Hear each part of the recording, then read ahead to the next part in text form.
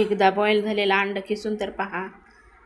लहान मुलांसाठी हे अतिशय पौष्टिक आणि हेल्दी पदार्थ तयार होईल.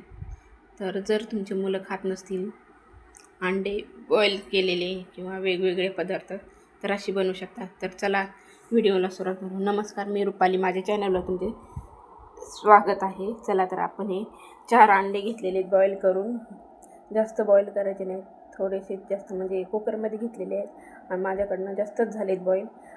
एक शिट्टी झाल्यानंतर चांगले होतात बॉईल, असे उकडतात. पण माझ्याकडनं 2 शिट्ट्या झाल्या आणि भरपूर वेळ राहिली कुकरमध्ये, त्यामुळे जास्त शिजलेत. तर हे खिसून घेते मी. 4 अंडे आहेत, हे खिसून घेते हे खिसणीला.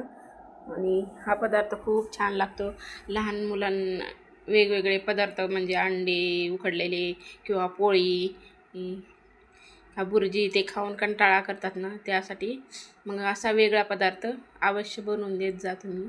तर मी बनवते तुमच्यासोबत, चला म्हणलं शेअर करू.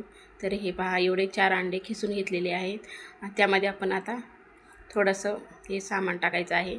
तर हे पहा, मुलं जास्त खात नाहीत कांदा, म्हणून मी एक छोटासाच कांदा घेतलेला आहे.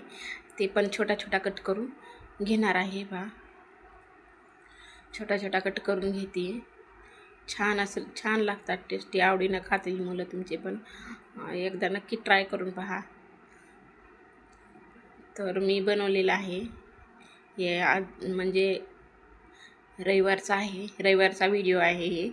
तुमच्यासोबत आज मी हे करते, शेअर करते. तर हे पहा, छान छोटा छोटा कांदा, छोटासाच होता, कट करून घेतलेला आहे. आणि आता ही कोथिंबीर घेतलेली आहे थोडीशी हिरवी, ते पण छोटी छोटी कट करून घेते.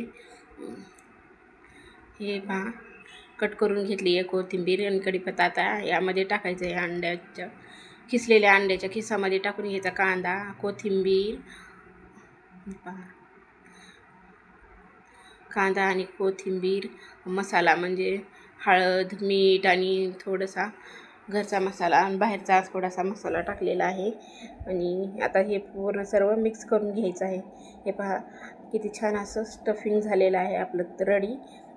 आणि खूप छान लागतं, चव भारी लागते, टेस्टी आणि छान आवडीनं खाताला. वेगळा पदार्थ असंच कधी बनवला तर अगोदरच मी पीठ मळून ठेवलेलं आहे. पिठामध्ये चवीनुसार मीठ आणि ओवा घातलेला आहे चोळून पिठामध्ये. आणि चपाती लाटल्यासारखं आपण नेहमी सारखी चपाती लाटून घ्यायची आहे. आणि त्याचा हे स्टफिंग भरायचं, चौकोनी आकारामध्ये हे करायचं, सेट करायचं ह्याला.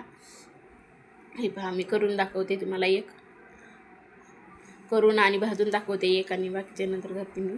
तर हे असं चौकोनी आकाराचं समोसा कसा असतो त्या आकाराचं मी करते. हे पहा, इकडचा हे पदरी टाकून घेतला, खालचं हे करून घेतलेलं आहे. आता हे थोडं अद्दर लाटून घ्यायचं आपल्याला, जास्त नाही, थोडं असं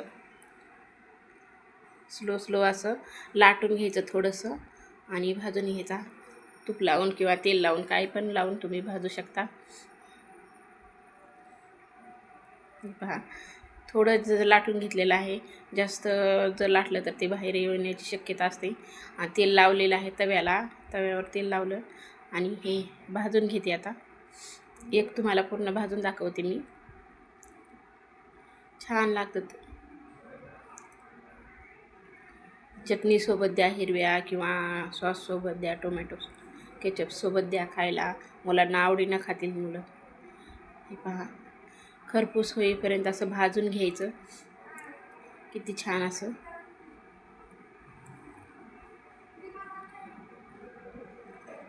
आणि व्यवस्थित होतं आहे, हे फुटल्यासारखं होतं आहे, जरा व्यवस्थित भाजायचं असतं. हे पहा, अशी झालेलं आहे.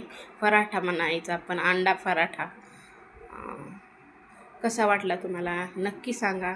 आवडला असेल तर प्लीज सबस्क्राईब करा आणि एक लाईक करा. कसा वाटला नक्की सांगा. भेटू आता पुढच्या व्हिडिओमध्ये. बाय.